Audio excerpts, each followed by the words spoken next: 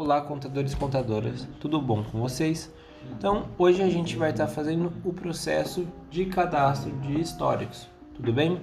Então, toda execução após inserir uma nova empresa dentro do sistema é linkado direto com a parte de cadastro de históricos. Mas caso vocês queiram adicionar mais históricos ou cadastrá-los depois de ter feito o processo de cadastro de empresa, como todos os outros cadastros, é necessário vir aqui na parte de cadastros e históricos. Então, aqui a gente pode estar cadastrando tanto o histórico unitário, então online, ou fazendo o processo offline em lote. Então, no caso, hoje a gente vai estar utilizando o processo em lote, tudo bem? Então, vou estar abrindo aqui a nossa planilha e eu vou alimentar essa planilha com informações dos históricos que eu possuo lá no meu sistema contábil. Então aí vocês visualizam certinho as informações dos códigos e da descrição e aí coloca todas as informações aqui dentro do nosso sistema. Hoje eu vou estar utilizando somente 4 códigos para estar explicando um pouco sobre as 4 diferenciações de cada tipo de código do histórico padrão. Então, vou colocar aqui até o valor 4. Aqui esse daqui eu vou deixar como 1. Aqui eu vou deixar como 4. E aqui no tipo de histórico e o utiliza código de histórico, são essas informações aqui no sistema, tipo de histórico e utiliza código de histórico, tá bom? Então, vamos começar aqui pelo utiliza código de histórico. Caso vocês deixam assinalado, se for preencher online, utiliza código histórico ou deixar aqui no arquivo como sim, o que vai acontecer? O código que vai ser exportado é o código cadastrado dentro do nosso sistema. Dessa maneira, ao importar o arquivo lá dentro do seu sistema contábil, ele vai concatenar com a informação que foi exportada dentro do nosso sistema, tá bom? Então ele pode concatenar ou com complemento ou com histórico, que aí eu vou estar explicando essas 4 diferenciações aqui. Então, no caso aqui, eu vou deixar aqui em ordem sequencial também. Aqui eu vou deixar como não, para a gente não querer que concatene a informação. E explicar as diferenciações de cada um, tá bom? Então aqui, o código 1, o que significa? Tipo de histórico 1. Então, a gente vai ter código 1 com o tipo de histórico 1.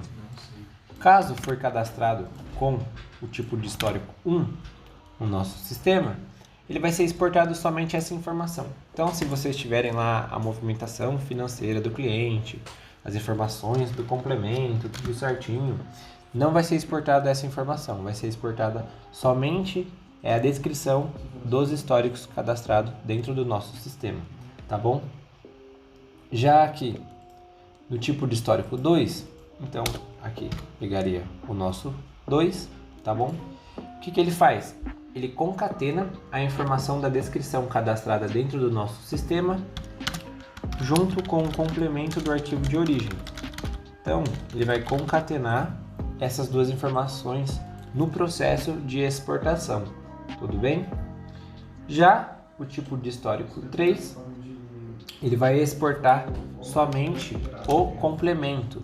Então, cadastrou lá o histórico, tudo certinho, declarou lá na padronização de Depara o código do histórico, mas caso ele for o tipo 3, vai ser exportado somente o complemento, tudo bem?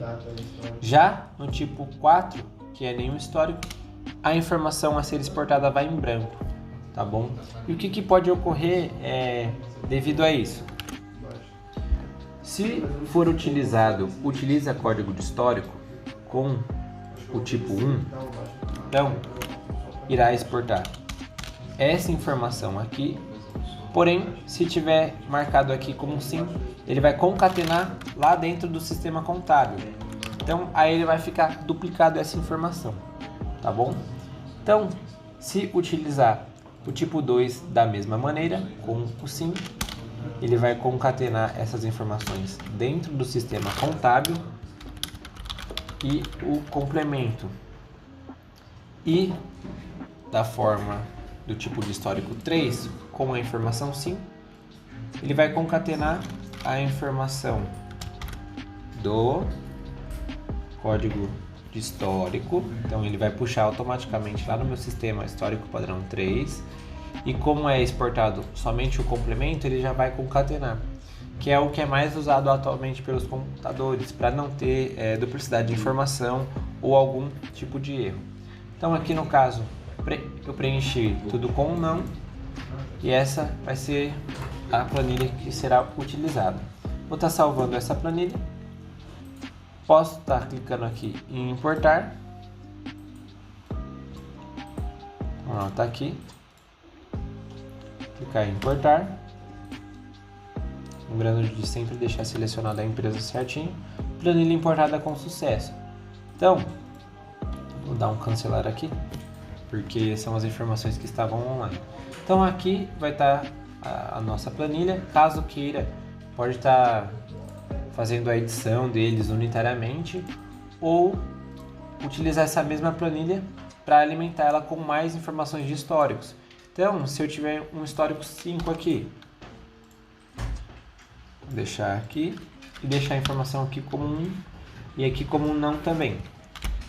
Essa linha aqui é uma linha nova. E o que acontece?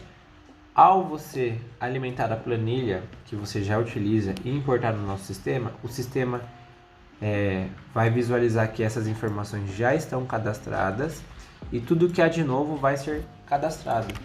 Então eu vou estar importando ela novamente, só para estar fazendo o processo de demonstração. Eu vou clicar aqui em importar.